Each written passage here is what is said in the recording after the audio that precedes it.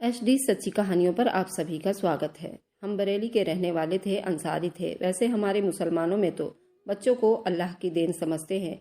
इसी अल्लाह की देन ने हमारे घर में बच्चों की रेल पेल कर दी थी। हम 5 भाई 4 बहनें थी और मेरे अब्बू के पास इतनी जमीन भी नहीं थी। वे खुद सिलाई का काम करते थे और हम 11 भाई बहन के पेट पालते थे।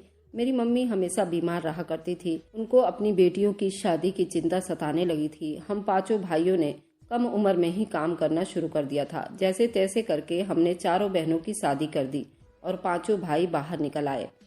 कोई असम तो कोई विदेश। रोजी रोटी की तलाश में हम 5 भाई बरेली से बाहर निकल आए थे। मैं इस समय आसाम में आ गया था। असम में मेरा एक दोस्त पहले से ही काम करता था। उसी की जान पहचान से मैं असम में आया था और मैं ज़्यादा पढ़ा लिखा भी नहीं था, ना ही इस्लामिक तौर से, ना ही हिंदी इंग्लिश की पढ़ाई की थी। अब सुनिए मेरी कुछ ऐसी दास्तान। मेरा दोस्त मुझे यहाँ ले आया था। हम दोनों ने धीरे से कमरे के दरवाजे पर दस्तक दिया और फिर गला खखार कर कमरे में दाखिल हो गए। सामने ही आयशा शादी का जोड़ा पहने हुए खूबसूरत फूलों से सजी हुई बिस्तर पर दुल्हन बनी बैठी थी। मैं अभी तक उसका चेहरा नहीं देख पाया था। एक पल तो मेरा दिल बेकाबू सा होने लगा था। वह एक आसामी लड़की थी, बेहद खूबसूरत थी, लेकिन मेरी मजबूरी ये थी कि वह मेरी एक दिन की दुल्हन थी। मैंने कुछ घंटे पहले ही यहाँ कदम रखने पर भी कतरा रहा था। दिल में अजीबो गरीब से सवाल पैदा हो रहे थे। मैं यही सोच रहा था, आखिर लोग कैसे हलाला करने पर राजी हो जाते हैं। लेकिन जब मैंने खुद ही इतनी खूबसूरत लड़की को देखा था, जैसे पहले ही नज़र में मैं उस पर अपना दिल हार बैठा था, फिर ऐसे ही दिलासे अपने आप को देने लगा था कि इसमें मेरा तो कोई नुकसान नहीं था। मुझे तो उसका दुगना फायदा मिल रहा था। एक तो मेरे अकाउंट में पैसे आ रहे थे, वही दूसरी तरफ मैंने ये सुना था कि ये सबाब का काम भी था कि मैं मियाँ बीबी के बीच दोबारा से रिश्ते बनाने के काम भी कर रहा था। घर के अंदर घुसते ही मैंने दरवाजे को लॉक किया और धीरे धीरे कदम उठाता हुआ अपनी एक रात की दुल्हन की तरफ बढ़ने लगा। मेरे कदमों के आहट तो जैसे उसके दिल पर आरी चल रही थी। उसने अपने आप को खुद में समेट लिया और घुटनों के इर्द गिर्द बाजू फैलाए। उसकी हल्की हल्की सिसकियों की आवाज ने मुझे ठिठकने पर मजबूर कर दिया था। मुझे उसकी सिसकियां सुनाई दे रही थी। वह रो रही थी। वह भी इस बात से बिल्कुल भी अनजान नहीं थी। फिर रोना कैसा? जैसे ही मैं उसके कमरे में आया था तो वह जैसे बुत बन चुकी थी। मैं बिल्कुल उसके सामने बेड पर जाकर बैठ गया तो वह जल्दी से सिमट कर उठकर दूसरी तरफ हो गई। उसका ये अंदाज मुझे अब गुस्से में डालने लगा था। भाई, अगर इतना ही दूर भागना था तो जरूरत क्या थी हलाला करवाने का? मुझे तो अपना काम पूरा करना था जिसके लिए मुझे पैसे दिए गए थे। मैं उसके करीब हो गया और उस हसीन लड़की का घूंघट उठाना चाहा तो उसने जल्दी से मेरा हाथ रोक दिया। कहने लगी, आपको खुदा का वास्ता है, मेरे साथ कुछ भी मत करना। मैं अपने पति से बहुत प्यार करती हूँ, बड़े ही नेक और पर्दे वाली लड़की हूँ। मुझे मेरे पति के अलावा आज तक किसी ने छुआ तक नहीं है। मैं कैसे किसी और को वह दर्जा दे सकती हूँ? आप मुझसे दूर रहें। वह हाथ जोड़कर रोने लगी थी, जबकि अगले ही पल मुझे गुस्सा भी आ चुका था। कैसी बहकी बहकी बातें कर रही थी। मैं कहने लगा, ए लड़की, क्या ड्रामेबाजी कर रही हो? तुम्हारी अकल पर पर्दा पड़ गया है क्या? अब मैं तुम्हारा शौहर हूँ। तुम्हारा पहला पति तो तुम्हें तिलाक दे चुका है। अब तुम मेरी पत्नी बन चुकी हो। मेरा हक तुम पर है और ये निकाह मैंने तुमसे जबरदस्ती नहीं किया। तुम खुद राजी भी थी। तुम होती कौन हो जो मुझे अपने करीब आने से रोकने वाली? इस वक्त मेरे दिल के जज्बात पूरे जोरों शोर पर जगमगाने लगे थे। मैंने उससे कहा कि मैं तुम पर पूरा हक रखता हूँ। हलाला कैसे होता है तुम भी अच्छे से जानती हो। मेरी बात सुनकर वह बिल्कुल चुप हो चुकी थी, रोने लगी। मगर अगले ही पल मैंने उसके बंधे हुए हाथ पकड़ लिए थे। उसके नरम नरम हाथ तो मुझे जैसे अलग ही दुनिया में ले जा चुकी थी। मैंने उसका हाथ थाम कर अपने पास मौजूद मुँह दिखाई के लिए अंगूठी उसे पहनाना चाहिए, जो कि उसी के पहले शौहर से पैसे लिए थे। क्योंकि असम में वह बहुत अमीर आदमी था। असम एक खास रस्म थी कि सबसे पहले मुँह दिखाई में अंगूठी पहनाई जाती थी। वह चुप से हर अमल देखती रही। अगले ही पल मैंने उसका घूंघट उठाया तो वह दुल्हन बनी खूबसूरत सी गुड़िया मेरे सामने थी। हाँ, रोने की वजह से उसका काजल काफी खराब हो चुका था, लेकिन उसके हुस्न पर वह काजल फैला हुआ था। वह फैला हुआ काजल भी उसके हुस्न पर 4 चांद लगा रहे थे। शेख भी बहुत खूबसूरत होते हैं और उनकी औरतें बहुत हुस्न वाली होती हैं, मगर ये आसामी लड़की तो कयामत ढा रही थी। मैं था भी एक नौजवान और खूबसूरत मर्द और हुस्न परस्ती था। उससे पहले कि मैं उसके हुस्न की तारीफ करता, मेरा मोबाइल बजने लगा। मोबाइल मैंने हाथ में लिया। कम वक्त इस वक्त किसका रिंगटोन बज रहा था, पर मुझे शायद गुस्सा आ चुका था। मैंने मोबाइल निकाला तो किसी अननोन नंबर से कॉल आ रही थी। जैसे ही फ़ोन कान से लगाया तो एक भारी आवाज़ गूंजी, शमशेर खान बोल रहा हूँ, आयशा को फ़ोन दो, मुझे उससे बात बहुत ज़रूरी करनी है। ये तो आयशा का पहले वाला पति था, जिसकी वजह से ये हलाला की कड़ी सज़ा के लिए मेरे पास आई थी। मैंने एक कड़ी नज़रें आयशा पर डाली थी। वह डर से सहम चुकी थी। मैंने उसकी तरफ मोबाइल बढ़ाया, फ़ोन स्पीकर पर डाल दिया था। जैसे ही आयशा ने फ़ोन स्पीकर पर देखा तो मुझे ताज्जुब से देखने लगी। उस वक्त वह तो मेरी बीवी थी, चाहे एक रात की ही सही, लेकिन थी तो मेरी बीवी। मैं चाहता था कि मैं उसकी बात सुनूं। कपकपाती हुई आवाज़ में जवाब दिया तो वह आदमी उससे कहने लगा, देखो आयशा, मैं जानता हूँ कि मुझसे बहुत बड़ी गलती हो गई है और तुम इस हलाला करवाने पर बिल्कुल भी राजी नहीं थी कि तुम्हारा हलाला किया जाए, लेकिन तुम ये भी जानती हो कि मैं तुमसे कितना मोहब्बत करता हूँ। अब हलाला करना भी हमारे लिए ज़रूरी है ताकि हम अपना रिश्ता वापस जोड़ सकें। मैं तुमसे मोहब्बत करता हूँ, इसलिए तुम मेरी मोहब्बत के खातिर आज की रात उसके साथ बिता लेना। मैं जानता हूँ कि आज की रात तुम्हारे लिए किसी आजमाइश से कम नहीं है। मुझे तुमसे कोई शिकायत नहीं होगा, बस हलाले के सारे शर्त को पूरा कर देना। उसका पति उसे ये सब कुछ समझा रहा था और वह अपने मुंह पर हाथ रखकर अपनी हिचकियां रोक रही थी। गुस्से से मेरे कानों के पर्दे तक गर्म हो चुके थे। वह कौन होता था आयशा को इजाजत देने वाला? अगले ही पल उसने मोबाइल वहीं बेड पर रख दिया और चेहरे पर हाथ रखकर फूट फूट कर रोने लगी। उसके बाद उसने जो खुराफात मुझ पर किया, मेरे तो होश उड़ चुके थे। कहने लगी, उसका पहला पति तो उसे कई बार। मैंने पहला कदम उस हलाले के कमरे में रखा तो ऐसे लगा जैसे मैं दलदल में धंस चुका हूँ। भले ही ये गलत था, मैं खुद उसके खिलाफ था, मगर मेरी मजबूरियाँ मुझे यहाँ तक ले आई थी। मेरा दिमाग काम ही नहीं कर रहा था। डर की वजह से मेरे चेहरे पर पसीने की बूंदें चमक रही थी। खैर, यहाँ तक आ चुका था तो आगे जाने में भी क्या हर्ज था। मुझे यहाँ लाने वाला मेरा दोस्त था, जिसका नाम हासिम था, और वह मेरी बदहवासी देखकर मुझे घूर कर देखने लगा, जैसे कह रहा हो कि अब चलो भी, सोचते रहोगे तो घर पर तुम्हारी माँ बीमारी से तड़प तड़प कर मर जाएगी। वहाँ एक नज़र दौड़ाई तो मुझ जैसे नौजवान लड़के आपस में हंस बोल रहे थे। उन्हें तो कोई फर्क नहीं पड़ता था। शायद ये लोग भी यहाँ पर इसी काम के लिए आए थे, यह हलाला कर सके और सवाब के काम में हाथ बटा सके। मुझे मेरा दोस्त इस रास्ते से गुजारता हुआ एक कमरे में ले आया, जो कि वहाँ पर दफ्तर समझा जाता था। ये एक हलाला सेंटर था, जिसे एक कमरे में बनाया गया था, और यहाँ बड़ी राजदारी से आसामी औरतों का हलाला यूपी के बरेली के लड़कों से ही करवाया जाता था। जब ये बात मुझे मेरे दोस्त ने कही थी तो मुझे ये सुनकर बड़ी हैरानी हुई थी कि आसामी औरतें यूपी के लड़कों से ही क्यों हलाला करवाना चाहती हैं।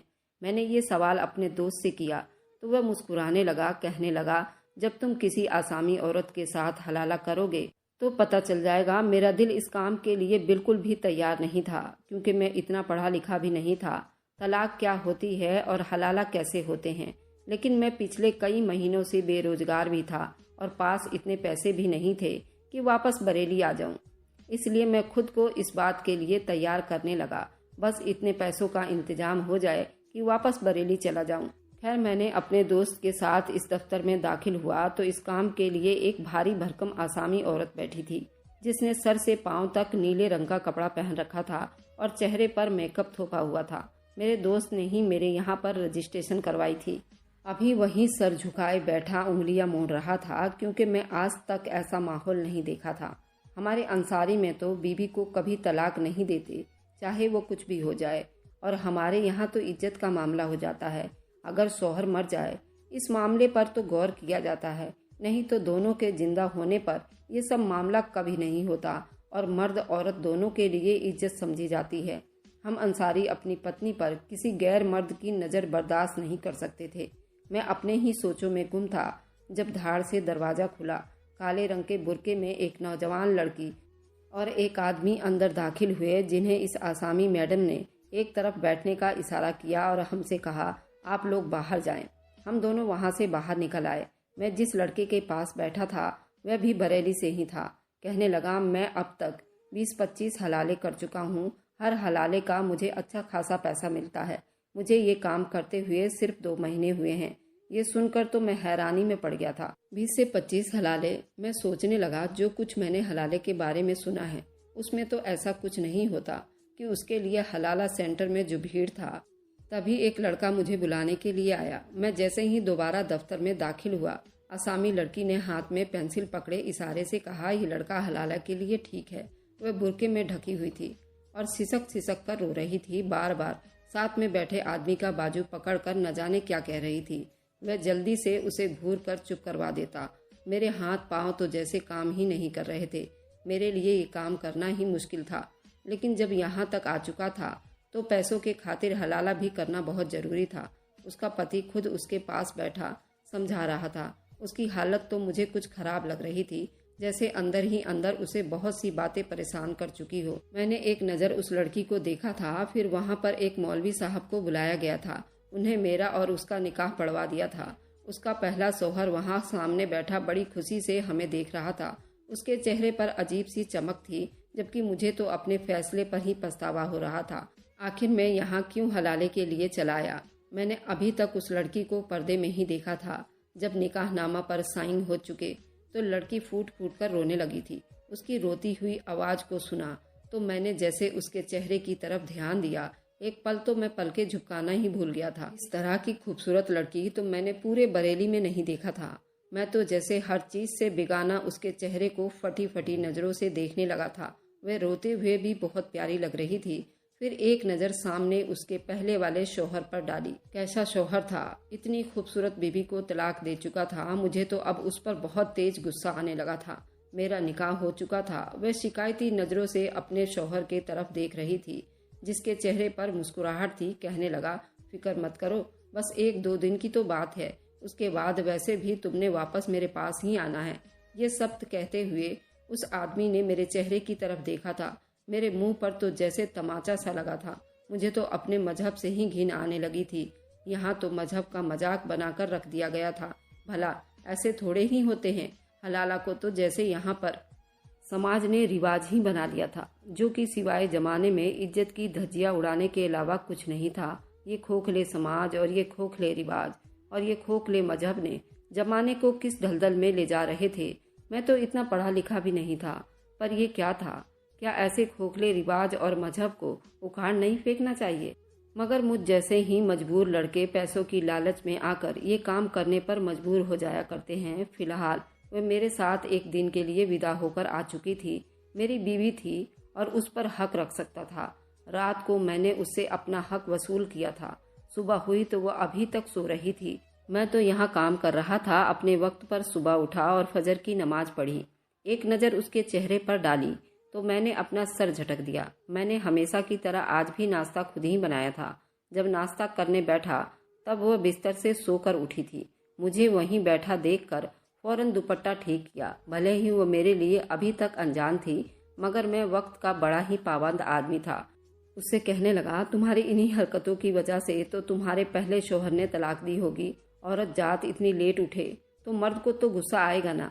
मैंने ये कहा तो उसका रंग बिल्कुल पीला पड़ गया था। एक बार फिर आंसू उसके आंखों में उमड़ आए थे और बाहर निकलने को हो रहे थे। मेरा इस तरह का गुस्सा करना शायद उससे बर्दाश्त नहीं हुआ था। वह उठकर वॉशरूम में चली गई थी। मैंने तो सोचा था कि बस थोड़े वक्त का लगाव होगा, उसका काम पूरा करके उसको तलाक दे दूंगा। इसलिए बगैर किसी खुशी और प्यार के बिना उसके साथ रूखा व्यवहार कर रहा था। मगर जब वह नहा कर आई तो उसका निखरा हुआ रूप देखकर मेरा दिल फिर से बेईमान हो गया था। मुझे लग रहा था कि मेरा दिल उसकी तरफ खिंचा चला जा रहा है।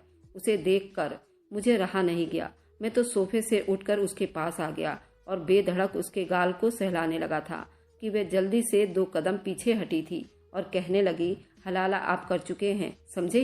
इसलिए अब मुझसे दूर रहें। मैंने उसे गौर से देखा था। एक ही रात में वो मुझे इतनी अपनी अपनी सी लगी थी कि मेरा जी चाह रहा था कि अपनी बात से मुकर जाऊं। मेरा दिल उसका दीवाना होने लगा था। मैं सोचने लगा कि कैसे यहाँ पर आने वाले नौजवान मुसलमान होते हैं। वह एक रात के हलाले के लिए मान जाते हैं, जबकि ऐसा कोई भी तरीका कुरानी किताब में मौजूद नहीं है। अभी मैं यही सोच रहा था कि दरवाजे पर किसी की आने की आहट हुई। उस लड़की ने जल्दी से दरवाजा खोला तो सामने हलाला केंद्र की इंचार्ज खड़ी थी। कहने लगी, चलो अच्छा है कि तुम दोनों उठ गए हो। मेरे ऑफिस में आ जाओ ताकि बाकी की कार्रवाई हो सके। जो कुछ मेरी एक रात की बीवी ने अपने पहले शौहर के बारे में मुझे बताया था, मैं सोच रहा था कि मुझे अब क्या करना चाहिए। जैसे मैं ऑफिस में पहुंचा तो उस औरत का शौहर कुर्सी पर बैठा था। मुझे देखकर मुस्कुराया, लेकिन वह लड़की अपने शौहर को देखकर बहुत तेज तेज रोने लगी थी। उसके सीने से लग गई थी। ये देखकर तो मुझे बहुत जोर का झटका लगा था। उस वक्त वह औरत मेरी बीवी थी, एक अंसारी की पत्नी थी। उसकी हिम्मत कैसे हुई किसी गैर मर्द के साथ लगकर रोने की। मैं तो तेज कदम बढ़ाए उसे बाजू से पकड़कर आयशा को उसके पहले शौहर से पीछे किया। ये देखकर उसका शौहर गुस्से से मुझे घूरने लगा और कहा, ये क्या बदतमीजी है। मैंने कहा, ये इस वक्त मेरी बीवी है और मेरी इज्जत है। जब तक ये मेरे निकाह में है मैं उसको तुम्हारे पास नहीं छोड़ सकता। कहने लगा, ठीक है, मैं तलाक के पेपर अपने साथ लाया हूँ, तुम साइन करो और अपने पैसे उठाओ। मैंने कहा, जैसा हलाला तुम कह रहे हो वैसा हमारे कुरान में नहीं है और मुझे ये लड़की अच्छी लगी है, मैं उसे तलाक नहीं देना चाहता। मेरी बात सुनकर हलाला केंद्र की इंचार्ज औरत और वे आसामी नौजवान मुझ पर गुस्से में तिलमिला उठे थे। हमारी तुमसे यही बात हुई थी कि तुम एक रात बिताओगे और अगले ही सुबह तलाक हो जाएगी। उसके पैसे तय हुए थे। मैंने कहा, मैं अंसारी हूँ, हमारे अंसारी में ऐसा नहीं होता। हम औरतों का सौदाबाजी नहीं करते। हम या मर जाते हैं या मार देते हैं, लेकिन अपनी इज्जत का सौदा कभी नहीं करते। मेरी बात सुनकर वह आसामी नौजवान परेशान हो गया था। वह इंचार्ज मुझे दूसरे कमरे में ले गई। कहने लगी, मैं तुम्हारे पैसे डबल कर दूंगी। मैं उस आसामी मर्द से पैसे ज्यादा ले लूंगी, लेकिन देखो ये तो हमारा कारोबार है ना, तुम अपनी बात से नहीं फिर सकते। तुम्हें हर हाल में आयशा को डिवोर्स देना होगा। मैंने कहा, मैं नहीं दूंगा और अगर तुम लोगों ने दोबारा ये बात कही तो मैं पुलिस में जाकर तुम लोगों के पोल खोल दूंगा कि तुम लोग खुफिया तौर पर बरेली नौजवानों को पैसे की लालच देकर इस गंदे काम को बढ़ावा दी जा रही है और इस खोखली मजहब का नाम भी दी जाती है। ऐसे शरीयत को और ऐसे मजहब को मैं उखाड़ फेंकूंगा। ये सुनकर उस औरत की रंगत बिल्कुल फीकी पड़ गई थी। वो मेरी विनती करने लगी, फिर कहने लगी, अच्छा ऐसा करते हैं कि 1 महीने तुम आयशा के साथ रह लो। अगर उसके बाद तुम्हारा दिल भर जाए तो बेशक तुम उसे तलाक दे देना। उसका शौहर तुम्हें उसके पैसे डबल कर देगा। वह हलाला सेंटर की आसामी औरत शायद ये समझ रही थी कि मुझे आयशा से थोड़ा सा प्यार हो गया है, जो कुछ वक्त बिताने के साथ साथ खत्म हो जाएगा। लेकिन मेरे लिए ये मेरी इज्जत की बात थी। वह औरत कहने लगी, 1 महीने के बाद ही मुझसे बात करेगी। मैं इस बात पर राजी हो गया था, क्योंकि फिलहाल मैं खाली हाथ था। अगर आयशा को अपने साथ रखता भी तो कहाँ रखता। मेरे पास रहने का भी कोई इंतजाम नहीं था, लेकिन मैं सोच चुका था कि 1 महीने में कुछ भी करके पैसों का इंतजाम करूंगा और आयशा को अपने साथ बरेली ले जाऊंगा। वहां इंचार्ज मुझे वही कमरे में छोड़कर चली गई। आधे घंटे के बाद वापस आई थी, लेकिन बेहद परेशान थी। कहने लगी, इसलिए बरेली वालों को इस काम के लिए नहीं रखती। अगर तुम्हारी जगह कोई और होता तो पैसे लेकर बात खत्म कर देता, लेकिन तुम हर बात इज्जत पर ले जाते हो। तुम्हारे दोस्त ने तुम्हारी जमानत दी थी, लेकिन तुम तो धोखेबाज निकले। फिर कहने लगी, बड़ी मुश्किल से मैंने उसके पहले शौहर को राजी किया था। तुम्हारे लिए उसके शौहर ने एक फ्लैट किराए पर दिया है, लेकिन देखो 1 महीने के बाद तुम आयशा को छोड़ दोगे। मैंने उस इंचार्ज औरत के सामने हामी तो भर ली थी, क्योंकि जो बात आयशा ने मुझे अपने शौहर के बारे में बताई थी, मैं उसे किसी कीमत पर उसे उसके पहले पति के पास नहीं छोड़ सकता था। उस एक रात में जो राज मैंने जाना था, मैं एक इंसान होने के नाते कभी भी आयशा को उस गुनाह के दलदल में नहीं फेंक सकता था। बेशक वो बेपर्दा थी, शर्म हया वाली थी, अपने शौहर के अलावा किसी दूसरे आदमी के बारे में सोच भी नहीं सकती थी। लेकिन शरीयत के हिसाब से वह आसामी आदमी जो कुछ उसके साथ मोहब्बत के नाम पर करता था, वह एक नाजायज काम था। मैं उस आसामी औरत के साथ उसके फ्लैट में रहने लगा, लेकिन वह मुझसे हर वक्त डरी सहमी और दूर दूर रहती थी। लेकिन मैं उससे दूरी बनाकर नहीं रह पाता था। जब भी उसके करीब आता वह रोने लगती और कहती, तुम मुझे क्यों नहीं छोड़ देते। तुम नहीं जानते कि वह आदमी इस बात का बदला मुझसे कैसे लेगा। वह मुझे बहुत मारेगा कि तुमने ऐसा क्या जादू कर दिया था उस अंसारी पर, उसने तुम्हें तलाक नहीं दी। तुम मेरे बाजू पर जले हुए निशान देख चुके हो। वह आसामी मुझसे जनूनी मोहब्बत करता है, बहुत जल्लाद इंसान है। जरा सी बात पर मुझ पर शक करके इल्जाम लगाता है और फिर तलाक दे देता है, और तलाक देने के बाद बिना हलाला किए मुझसे रिश्ता जोड़ लेता है। कहता है कि उससे कुछ भी नहीं होता। इस बार तो उसने मुझे बहुत सारे लोगों के सामने तलाक दी थी। इसलिए दुनिया वालों को दिखाने के लिए हलाला करवाने पर राजी हो गया था। मैंने कहा, तुम्हें क्या लगता है जो जिंदगी तुम उस आदमी के साथ जी रही हो? वह मेरे इस सवाल पर चुप हो गई थी। कहने लगी, मैं एक गरीब लड़की हूँ और वह मुझे यतीम खाने से निकाह करवा कर ले आया था। अगर उसे छोड़ दूं तो मैं कहाँ जाऊंगी, इसलिए मैं मजबूर होकर चुप हो जाती हूँ। वह भी तो मेरे साथ इतना अच्छा हो जाता है कि जैसे कि मैं उसके लिए कोई कीमती खजाना हूँ, और कभी ऐसी हैवानियत पर उतर आता है कि मैं तड़प कर रह जाती थी। वह मुझे कई बार तलाक दे चुका था, लेकिन कहता है यूं डिवोर्स नहीं होती, क्योंकि मैं गुस्से में था। मैंने कहा, मैं बहुत इस्लाम को तो जानने वाला इंसान नहीं हूँ, लेकिन जानता हूँ कि बेशक गुस्सा हराम है, लेकिन गुस्से में दी गई तलाक हो जाती है, क्योंकि वह आदमी इतना होश में तो होता है, उसे मालूम होता है कि वह तुम्हें तलाक दे रहा है। तुम अगर उस आदमी के साथ ऐसे ही जिंदगी बिताना चाहती हो तो तुम्हारी मर्जी। जो आदमी तुम्हें एक बार ठीक से नहीं बसा सकता, वह तुम्हें बाद में कैसे बसाएगा? वह कहने लगी कि मुझे समझ नहीं आ रही है कि मैं क्या करूं। अगले ही दिन मैं उसे एक मजार पर ले गया। वहां जाकर मैंने बाबा से यही दुआ की कि हमें सही रास्ते पर चलने वाली जिंदगी अता फरमाए और गुनाहों से बचने की तौफीक अता करे। मैं नहीं जानता था कि मेरे उठाए जाने वाले अगले कदम का अंजाम क्या होगा, लेकिन मैंने पुलिस स्टेशन जाकर सारी बात बता दी। पुलिस से हलाला सेंटर में छापा करवा दिया और सब लोगों को पकड़वा लिया। मुझे इनाम के तौर पर इतने पैसे दिए गए कि मैं आयशा के साथ बरेली वापस आ गया। उसे फिर मैं अजमेर शरीफ ले गया था। हमारी शादी को अब 7 साल बीत चुके हैं। आयशा से मेरे 2 बेटे हैं और वो मेरे साथ बहुत खुश है और कहती है, अगर तुम मुझे सीधा रास्ता ना दिखाते तो मैं अब तक मजबूरी में गुनाह की जिंदगी बिता रही होती। न जाने हमारा जमाना किस तरह चल पड़ा है। हलाले के नाम पर न जाने कैसे कैसे काम किए जा रहे हैं। अल्लाह हम सब मुसलमान को सही रास्ते पर चलने की तौफीक अता फरमाए। और मैं एक मुसलमान हूँ और इस हलाले के रिवाज और शरीयत को उखाड़ फेंकता हूँ, क्योंकि मेरे कुरान में इसका कोई जिक्र नहीं है कि तुम शादी करो और फिर छोड़ दो, फिर वापस उसी बीवी के साथ रहो। ऐसा कुछ नहीं है।